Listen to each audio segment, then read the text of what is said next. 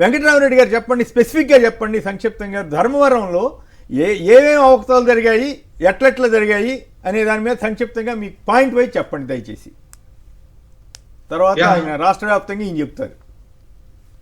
Overall గా కూడా ఇంతకుముందు మస్తానన్న చెప్పిన విధంగానే టోటల్ గా ఎక్కడైతే పోలైన ఓట్లకు కావచ్చు, ఇది కావచ్చు, సాయంత్రం 5 తర్వాత ర్యాపిడ్ గా పెరిగిన ఓట్ల నెంబర్ ఏదైతే ఉందో అది బిగ్ క్వశ్చన్ మార్క్. అంటే 68% దగ్గర ఆగిపోయినాయి మా దాంట్లో కూడా 80% వరకు పెరగడం జరిగిందన్న.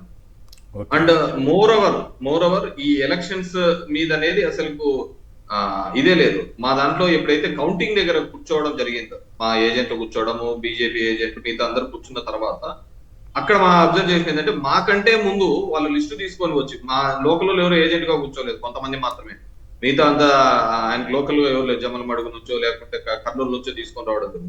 వాళ్ళు మాకంటే ముందే చెప్పేస్తున్నారు ఈ బూత్లలో మీకు ఇంత మెజారిటీ వస్తుంది, ఈ బూత్లలో మాకు ఇంత మెజారిటీ వస్తుంది అని చెప్పేసి. నేను టౌన్ లోకి వచ్చే ముందే 12,500 మెజార్టీతో 13,000 మెజార్టీతో వస్తుంటే వాళ్ళు ముందే చెప్పారు ఇంకా ఇక్కడ నుంచి మాదే మెజార్టీ. ఈయన వాళ్ళు రౌండ్ మాకంటే ముందే చెప్తూ పోతున్నారు అనమాట, మెజార్టీ ఇంత వస్తుంది ఇంత వస్తుంది ఇంత వస్తుంది అని చెప్పి.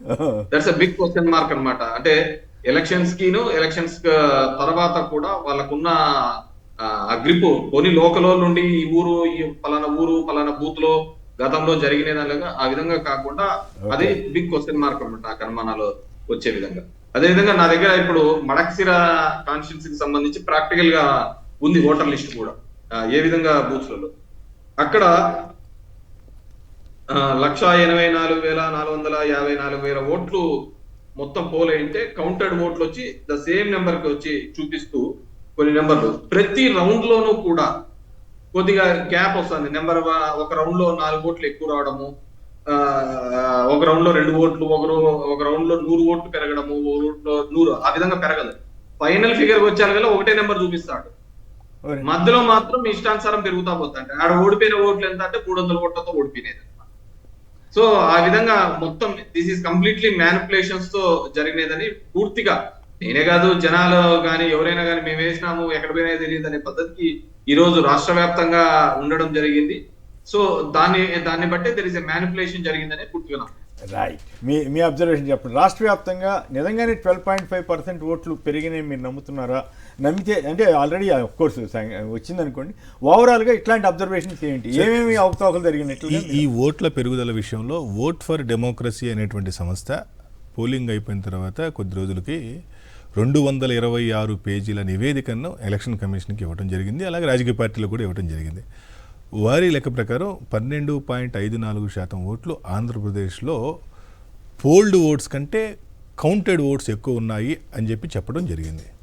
అయితే వాళ్ళు ఊరినేదో గాలిలో రాయి వేసినట్టు చేయలే.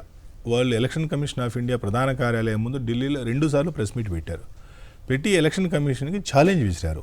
ఇది మా డేటా, దీన్ని కాదని మీరు అనగలరా అని చెప్పారు. చెబితే సహజంగా అది చిన్న విషయం కాదు, చాలా పెద్ద విషయం, అది ప్రజాస్వామ్యాన్ని పరిహసించేటువంటి విషయం.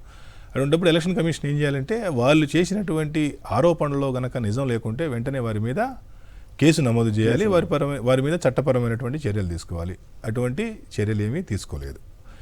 అంటే ఒకటి. రెండోది, అనేక నియోజకవర్గాల్లో అంటే ఆ డేటా వచ్చిన తర్వాత చెక్ చేస్తూ ఉంటే సాయంత్రం 6 గంటల తర్వాత విపరీతంగా పోలింగ్ పెరిగింది. ఇది వాస్తవం. అది సీసీటీవీ ఫుటేజ్ ఇవ్వరు మళ్ళీ, విపరీతంగా పెరిగింది. అంటే సుమారుగా ఆ రోజు మేము చూసిన దాన్ని బట్టి అయితే 13-14% వరకు పెరిగినట్టు అనిపించింది. సరే, ఓవరాల్గా క్యుములేటివ్గా చూసుకుంటే కొన్ని పోస్టల్ ఓట్స్ కలపడము, కొన్ని సర్వీస్ ఓట్స్, తర్వాత ఇళ్ల దగ్గరికి కూడా వెళ్ళి అంటే ఎవరైతే వృద్ధులు ఉన్నారో వయోవృద్ధుల దగ్గరికి వెళ్ళి తీసుకొచ్చినటువంటి ఓట్స్ ఇవన్నీ కలిపిన తర్వాత ఇది 12.54%కి జరిగింది. ఇదే గనక అబద్ధమైతే ఎలక్షన్ కమిషన్ ఈ రోజు కన్నా చర్యలు తీసుకోవాలి. చర్యలు తీసుకోలేదు కాబట్టి అసోసియేషన్ ఫర్ డెమోక్రటిక్ రిఫార్మ్స్ అనేటువంటి సంస్థ కానివ్వండి, ఓట్ ఫర్ డెమోక్రసీ అనేటువంటి సంస్థ కానీ చేసినటువంటి ఆరోపణలు నిజమని నమ్మాల్సి వస్తుంది. నెంబర్ 1. నెంబర్ 2, మాలాంటి సంస్థలు కూడా అనేక నియోజకవర్గాల్లో అనేక పోలింగ్ బూతుల్లో అబ్నార్మాలిటీ కనబడింది. 0 ఓట్లు, 1 ఓటు, 11 ఓట్లు, 10 ఓట్లు. హిందూపూర్లో ఒక వార్డు, నాట్ ఓన్లీ హిందూపూర్, ఏది అతని కుటుంబంలో 9 మంది వార్డు మెంబర్లు వైసీపీ వాళ్ళు ఉంటే 1 ఓటు కూడా. అదే కాదు, అంటే అంటే కొన్ని కారణాలు కూడా ఉండాలండి. కారణాలు లేకుండా మీరు సీనియర్ జర్నలిస్ట్గా మీరు 1994లో తాడికొండ నుండి సిపిఐ అభ్యర్థి శాసనసభ్యులుగా గెలిచారు. వారు మళ్ళీ తిరిగి 99లో మళ్ళీ పోటీ చేయడం జరిగింది. 94లో గెలిచినప్పుడు పొత్తులో గెలిచారు, 99లో పొత్తు లేదు కాబట్టి. కానీ వారికి కేవలం 34 ఓట్లు మాత్రమే రావడం జరిగింది. దానికి కారణాలు ఉన్నాయి. ఎందుకంటే ఆ రోజు సిపిఐ టీడీపీతో కలిసి ఉంది, ఆ తర్వాత కలవలేదు, ఈయన క్యాంపెయిన్ చేయలేదు, గెలవమని చెప్పి చాలామంది చూస్తే వాళ్ళ ఇంట్లో ఉన్నటువంటి వాళ్ళు తప్పితే వేరే వాళ్ళు ఓట్లు వేల. దాన్ని మేము కేస్ స్టడీ కింద కూడా తర్వాత కాలంలో తీసుకున్నాం. ఇక్కడ వచ్చేటప్పటికి ఆంధ్రప్రదేశ్లో రెండే కూటములు, ఒకటి వైఎస్ఆర్సీపీ కూటమి అంటే ఒకే పార్టీ, అటువైపు అన్ని పార్టీలు కలిసి ఒక కూటమి, ఇంకా వేరే పార్టీకి ఓట్లు వెళ్ళేటువంటి అవకాశం లేదు. ఇటువంటి రెండు కూటమిలో ఉన్నప్పుడు 1 ఓటు, 9 ఓట్లు, 7 ఓట్లు, 11 ఓట్లు, ఇది అంటే వినడానికి కూడా అంటే మీ సర్వేలు జనరల్గా అన్ని చాలా 99% కరెక్ట్గా వచ్చినాయి. కానీ ఊహించారా అసలు ఈ పరిణామం? ఊహించలేదండి, ఊహించలేదు. అంటే మీరు ఎక్స్పెక్ట్ చేయలేదా ఇట్లా ఏమంటారు మ్యానిపులేషన్ జరుగుతాయని? కానీ ఇట్లా ఈవీఎంలో ఎఫెక్ట్ ఒకటి, 2 ఈ ఓటర్ల జాబితాల్లో జరిగే మతలబులు ఇవన్నీ మీరు ఊహించలేకపోయారా?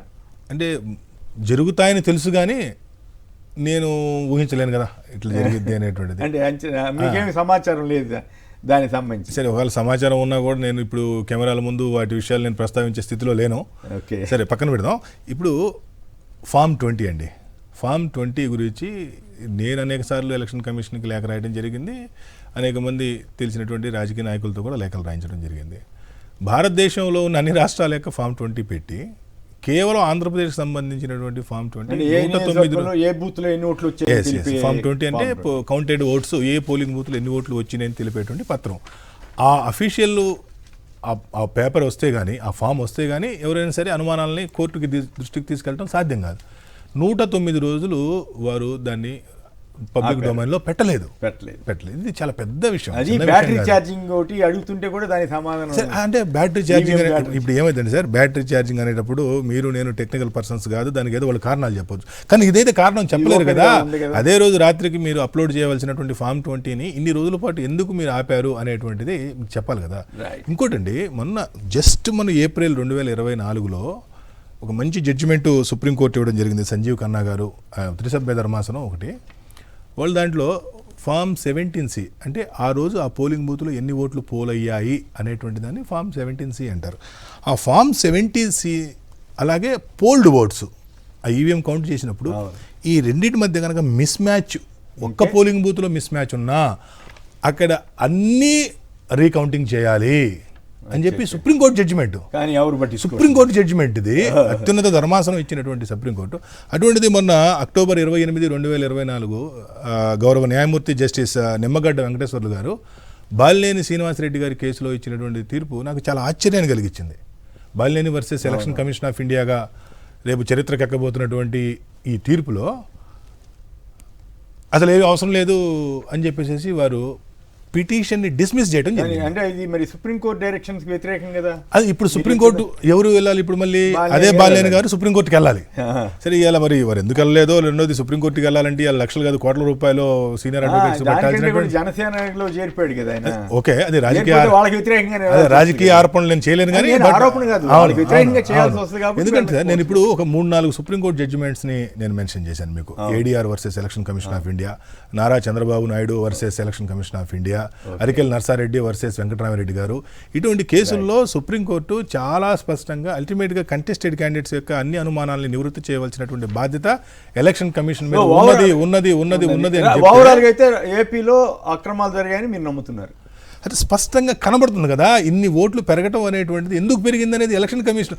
ఇంకోటి సార్, ఇప్పుడు నిన్న రాహుల్ గాంధీ గారు ఏదో చేశారనుకోండి, రాహుల్ గాంధీ గారు చెప్పినటువంటి ఆయన చూపించారు, ఆయన ఏది ఉన్నదో గాలిలో బాణాలు వేయలేదు.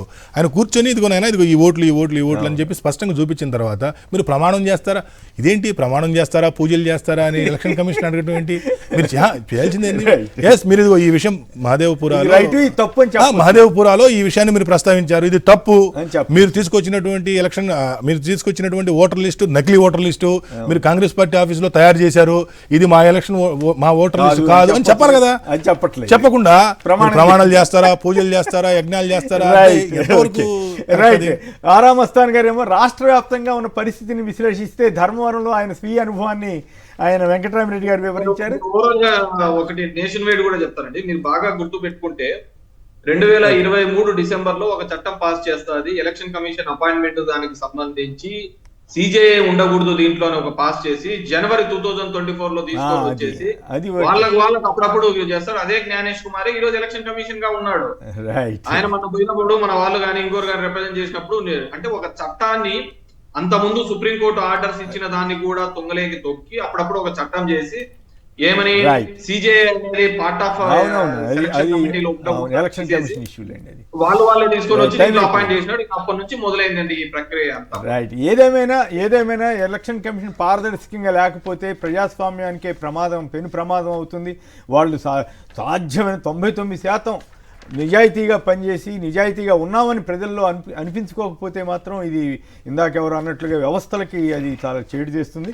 మరి దీనికి ఏమైనా మార్పులు జరుగుతాయా లేదా, భవిష్యత్తు ఎలా ఉంటుంది, ప్రజలు ఎలా రియాక్ట్ అవుతారనేది చూడాలి.